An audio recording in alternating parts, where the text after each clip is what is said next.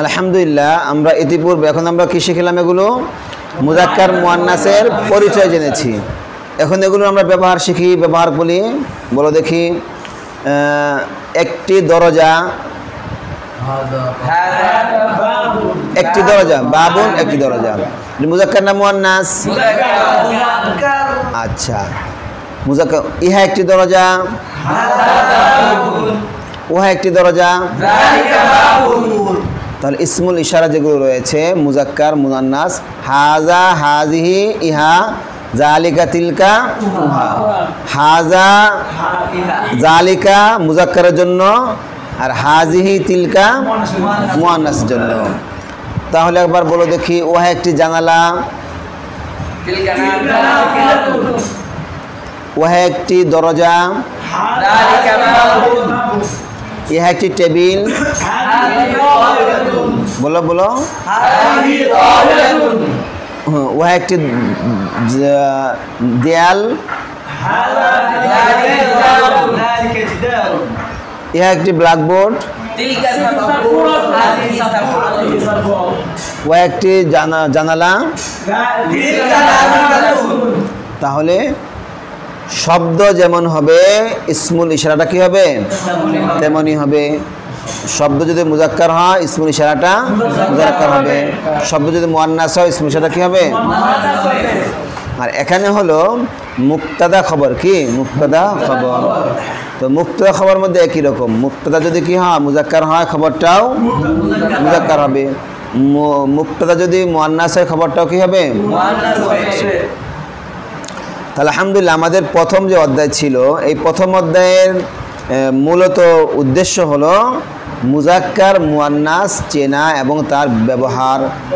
মুজাক্কার মুয়ান্নাসের কি পরিচয় এবং তার কি ব্যবহার। তো মুজাক্কার মুয়ান্নাসের পরিচয় তোমরা পাইলা, আর ব্যবহারটাও আমরা শিখলাম। বল আলহামদুলিল্লাহ।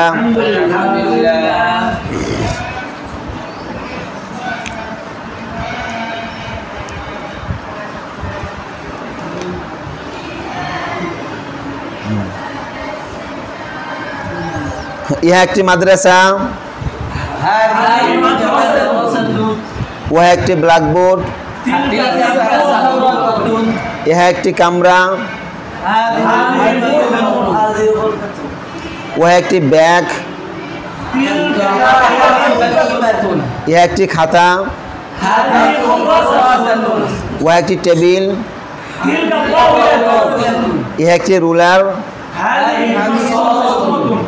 ওহা একটি জানালা, ইহা একটি টেবিল, ওহা একটি দরজা, ইহা একটি বাতি,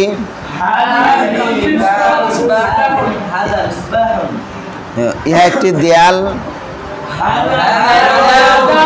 ওহা একটি চেয়ার, ইহা একটি বাড়ি, ইহা একটি মসজিদ, ও একটি খাট। মাশাআল্লাহ। শব্দ যেমন হবে তার ইসমুল ইশারাটাও কি হবে? শব্দ মুজাক্কার হলে ইসমুল ইশারাটাও মুজাক্কার হবে। মুক্তাদা যদি মুজাক্কার হয় খবরটাও কি হবে? মুজাক্কার হবে। এইটাই ছিল আমাদের প্রথম অধ্যায়ের আদ-দারসুল আউয়াল। আদ-দারসুল আউয়াল প্রথম পাঠের এটাই আমাদের মূল পড়া। এটাকে আমাদের কি মূল পড়া, অর্থাৎ মুজাক্কার মুয়ান্নাসের পরিচয় জানা এবং সেটার সঠিক ব্যবহার শিখা এবং আত্মস্থ করা, বলতে পারা, লিখতে পারা এবং শুনে বুঝতে পারা। বুঝতে পেরেছ? আমরা শিখেছি না আলহামদুলিল্লাহ? হ্যাঁ, বলে আলহামদুলিল্লাহ।